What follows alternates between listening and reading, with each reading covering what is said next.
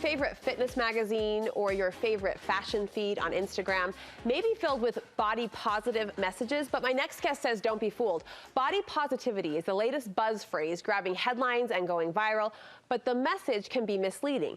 So we asked today, what's a better way to think about beauty and body image, and how can we inspire girls and women to see more and be more than our bodies? Dr. Lexie Kite has a doctorate in body image resilience and is the co-director of Beauty Redefined, a nonprofit dedicated to helping women change the conversation about body image. Where do I start? You're doing important work. We're glad to have you here. Thank you. And I said during the commercial break, I think your work and your platform has become increasingly more important in just the last year. We've seen a huge shift online. Thank you. So talk to me about this. There's no shortage of messaging out there, right, that treat women as objects. Yeah. From magazines to television shows and now social media is in on that game. You say we are missing, though, a more subtle, implicit message. Yes. What is that? So objectification so often is sneaky, and it repackages itself constantly in terms of body positivity or empowerment or fitness inspiration or whatever it might be. What Beauty Redefined is here to tell you, and all women, is that we are more than bodies, that we need to see more than this subtle message that is still just objectification wrapped in a pretty package. So let's focus in on that body positivity, which is a huge push right now. People are saying, hey, if the word, and it sounds good at surface, if the words are good, if I am building up my fellow woman with positive messages about her body or his body, why is that wrong? It's one step. So body positivity, what we see for women online, is this massive, massive platform where women of all sizes and shapes take off their clothes to prove their confidence, to show other women to be more confident. And we believe that that message is just subtly reinforcing that bodies are the most important thing about a woman still. We don't ask men to take off their clothes to prove their body confidence. So when we see more images of more types of women in their underwear, or Sports Illustrated swimsuit issue came out last week, we see larger women on all fours nude, and we claim that that's body positive and empowering.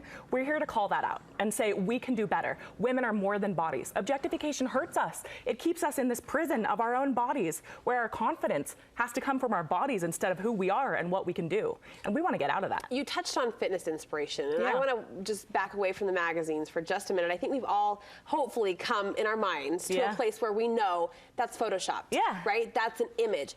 And then there's social media, and there's people we know and love, women that we just admire and look up to, that are doing what you just described in the pursuit of fitness inspiration.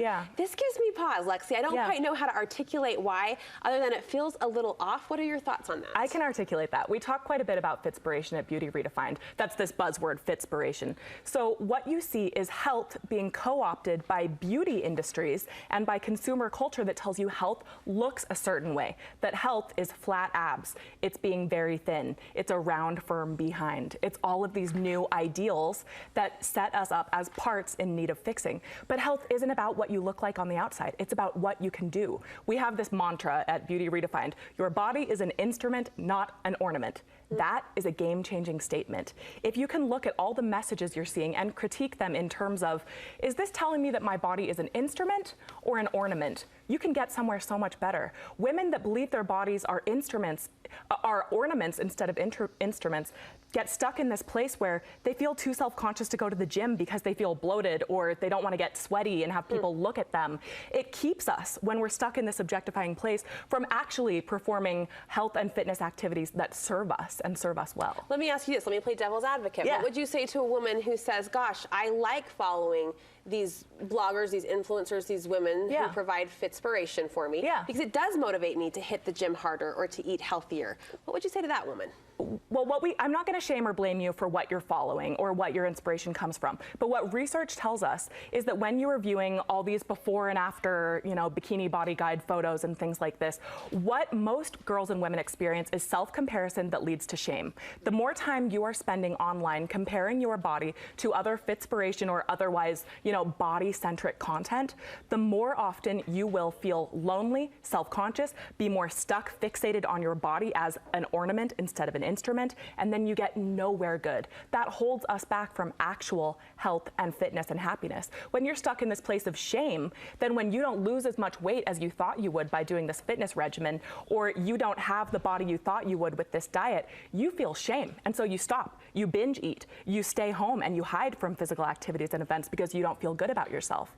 And that keeps women in this place as bodies to be looked at instead of so much more. I know part of your goal and your purpose and passion is to help change the conversation, Yes. and change the dialogue. You feel one way we can do that is by putting forward the message as women, wives, and mothers to our, up and coming young daughters and generations that we are more than just beautiful. Yes. So often really well-meaning people and organizations, they want to help girls and women who we know have self-confidence issues and body image issues. And they say this message that largely sounds like this: you are so beautiful just the way you are. If you had any idea how beautiful you were, you wouldn't feel so self-conscious. You'd go out and change the world. See, but that sounds good, doesn't it? You're beautiful just the way you are. But wait, we're keeping it at beauty. We're here to tell you, you are more than beautiful. Sure, you are beautiful, but you are more. If all of your value and identity revolves around beauty as the best thing about you, you are forgetting that you are here to do and be and live and lead and serve and go beyond what the pretty vision of what you are. In line with that, another message you put out there: you are more than a body. Yeah,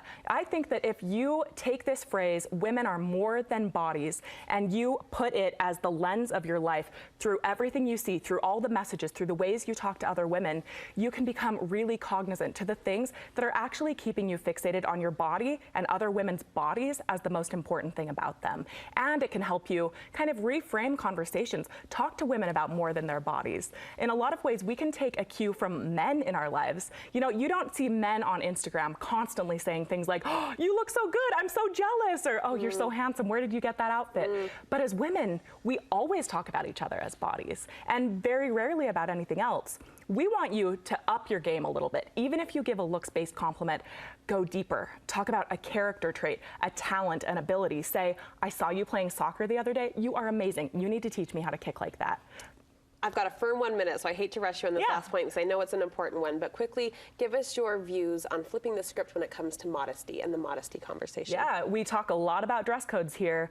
I think it's very important, instead of talking about girls as bodies, as inches to be covered, that then become sexualized as we enforce all these codes against girls' bodies and their parts, that we reframe the conversation as, how do you feel in your body when you are dressed with a certain level of modesty, which is subjective?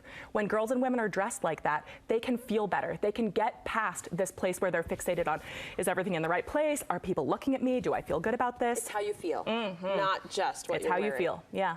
All right, I appreciate your passion and your perspective. Thank you so much. Thank you.